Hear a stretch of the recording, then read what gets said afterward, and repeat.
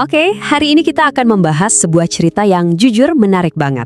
Ini tentang Tanzania dan perjuangan mereka yang cukup rumit. Gimana caranya menyeimbangkan pertumbuhan ekonomi yang kencang dengan keadilan sosial bagi semua warganya. Ini bukan cuma kisah satu negara, tapi cerminan dari tantangan pembangunan modern yang kita semua hadapi. Coba deh bayangin situasinya. Di akhir abad ke-20, Tanzania itu ada di persimpangan jalan.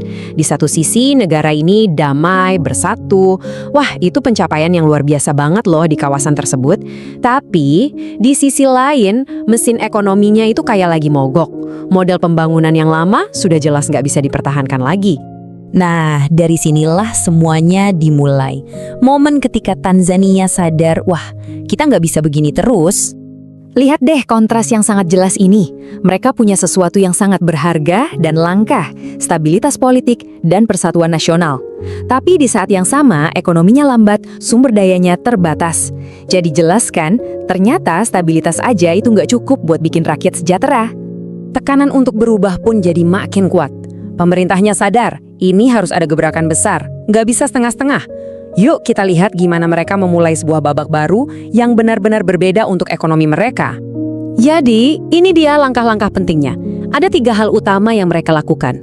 Pertama, beralih ke sistem ekonomi pasar yang lebih terbuka. Kedua, mereka aktif jemput bola, berusaha keras menarik investasi asing biar ada suntikan dana segar.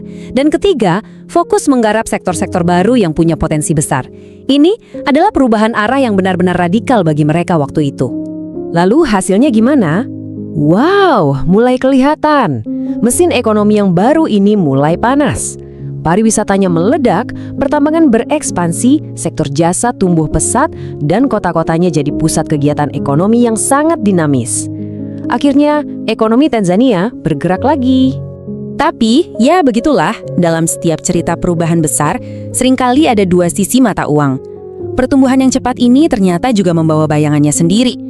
Muncul tantangan-tantangan baru yang mungkin tidak terduga sebelumnya. Nah, ini dia pertanyaan yang paling penting. Oke, ekonomi tumbuh, angkanya bagus, tapi kekayaan barunya lari kemana? Apakah semua orang ikut merasakannya? Kemana sebetulnya aliran kemakmuran ini bermuara? Dan disinilah masalah barunya kelihatan. Seolah-olah muncul 2 Tanzania yang beda banget. Di perkotaan suasananya dinamis, banyak peluang baru, semuanya tumbuh. Tapi di pedesaan, wah, beda cerita.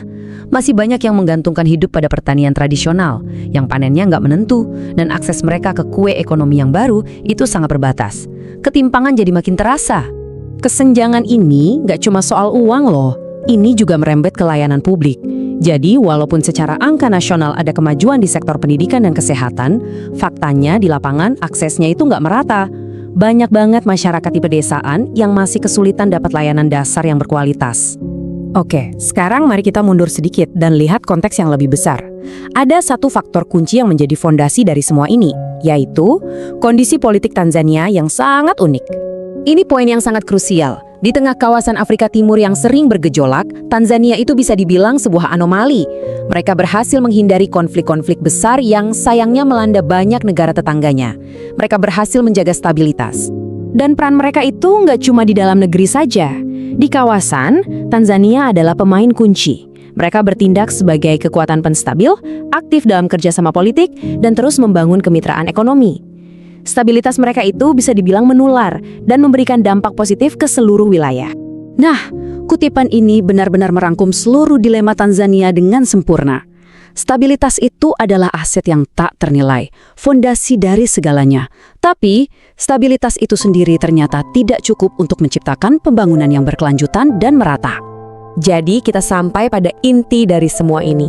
Upaya penyeimbangan Tanzania itu adalah tentang bagaimana membangun masa depan yang tidak hanya makmur, tetapi juga inklusif, di mana semua orang bisa ikut serta. Garis waktu ini memberikan kita gambaran perjalanannya secara singkat. Dari era kolonialisme, mereka berhasil membangun persatuan nasional yang kuat, lalu mengalami stagnasi ekonomi. Kemudian, mereka melakukan reformasi pasar yang drastis, sampai akhirnya menghadapi dilema modern saat ini, bagaimana cara membagikan buah pertumbuhan itu secara adil. Pada akhirnya, inilah proyek besar nasional Tanzania sekarang.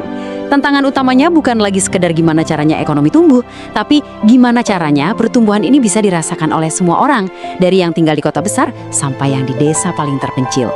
Dan ini membawa kita pada pertanyaan terakhir. Karena kisah Tanzania ini pada dasarnya adalah cerminan dari tantangan universal yang dihadapi banyak sekali negara di dunia.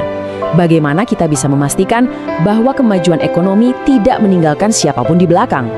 Jawaban atas pertanyaan ini akan menentukan masa depan Tanzania dan mungkin juga masa depan kita semua.